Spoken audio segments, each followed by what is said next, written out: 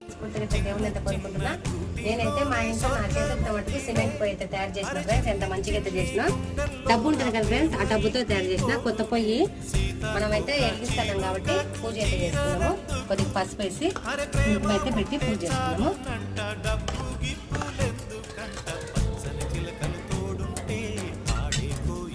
అగ్గిదేవుడికి ముందైతే పసుపు కుంకుమ పెట్టేసి వాడుకున్నాము.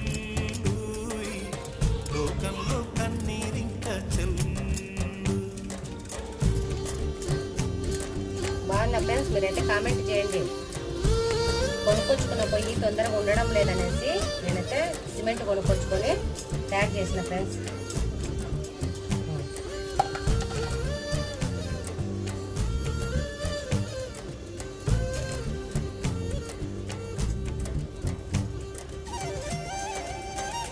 చూడండి ఫ్రెండ్స్, పొయ్యి అయితే పూజ అయితే చేసిన.